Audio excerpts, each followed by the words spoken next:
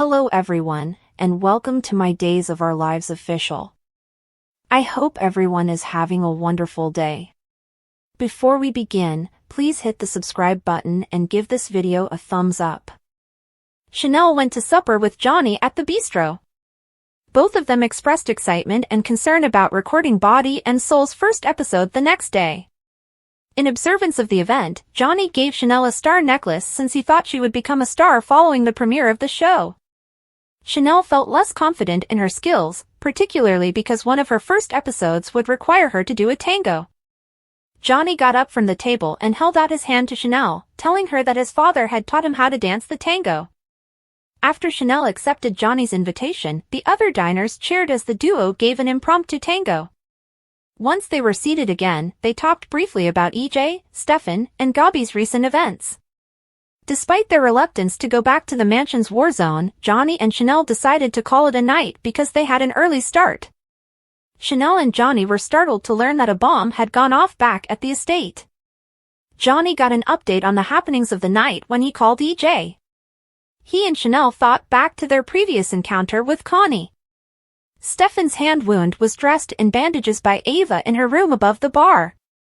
He gave an explanation, saying that he had come to apologize to Ava for being approached. Ava snarked that Stefan ought to apologize after he acknowledged that he had behaved like a misogynistic ass and offered an apology. Given that he had saved her life, Stefan chastised her for not forgiving him. Stefan gave in and allowed Ava to accompany him to the hospital for an examination, promising to forgive her in exchange. Admire B&B, Days, General Hospital, or other soap operas. Participate in the discussion on our SC boards. To interact with fans and start a conversation right now, click this link. Jada told the other lady to put down her knife outside the tavern while she held her revolver against Connie. Connie dropped the weapon, allowing Jada to handcuff her. Connie attempted to be uninformed, but faltered upon learning that Melinda and Gabby had made it out of the blast. Stefan and Ava left the bar as Connie persisted in her protest, telling Jada about Connie's attempt on their lives. After Connie joked about Stefan playing hero, Jada escorted the prisoner away and ordered her to be quiet. Afterwards, Jada showed up at the police station with Connie handcuffed. When Connie saw the cardboard cutout of Lee, she started crying. She begged Jada not to arrest Lee, to which Jada responded, "I can't arrest a piece of cardboard, lady," with incredulity. Connie called Lee over her shoulder as Jada escorted her into the interrogation area, assuring her that she would handle everything. While being questioned, Connie asked to speak with a lawyer and denied Jada's claims that she had killed Lee and Everett and tried to kill Rafe, Melinda, Gabby, Stefan, and Ava. Eventually, Connie admitted that she had attacked Rafe to silence Bobby.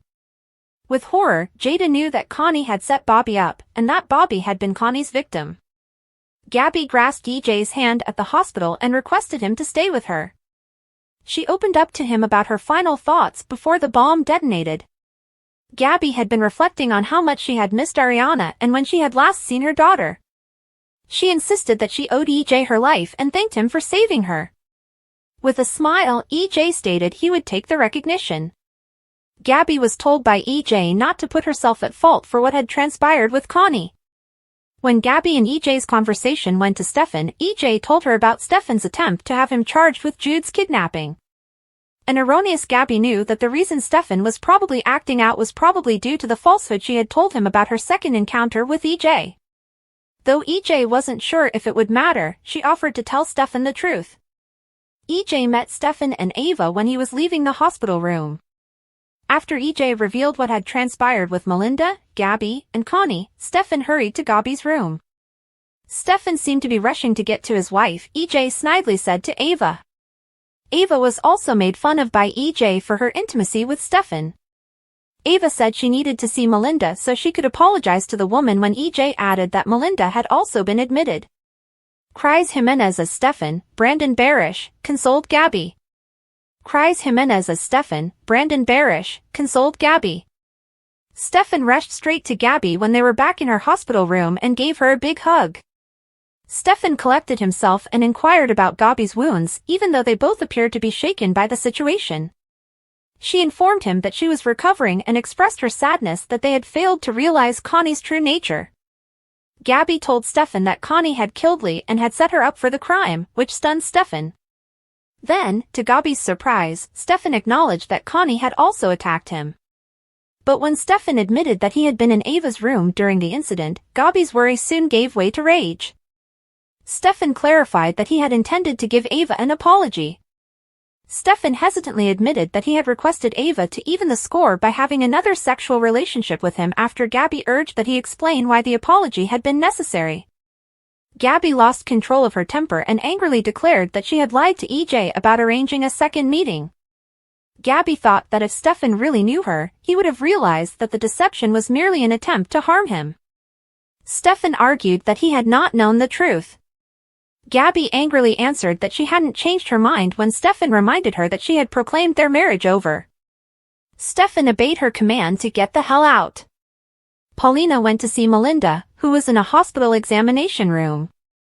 She was relieved that Melinda was still alive. Paulina mentioned how she had visited the location of the crime and found the cardboard figure of Lee. Melinda smiled slightly as she said that at least she hadn't been lonely. Paulina wanted to reinstate Melinda as district attorney in an effort to boost her morale even more. Melinda reminded Paulina that it was Paulina who had let her go. Paulina accepted the point and tried to bring up her offer to Melinda to take over as head of sanitation, but she was abruptly interrupted by Melinda's disapproving glance. Since EJ was a member of Paulina's extended family, Melinda voiced uncertainty that Paulina would follow through on the offer, but Paulina argued that she had had enough of EJ. Besides, she said, she now had a fresh cause to terminate him. EJ. In the end, Melinda agreed to Paulina's offer and her invitation to supper. Later, Ava paid Melinda another visit. She apologized for not getting in touch with Connie sooner. While Melinda understood, she gave Ava a little reprimand for snubbing her call while she was being held captive.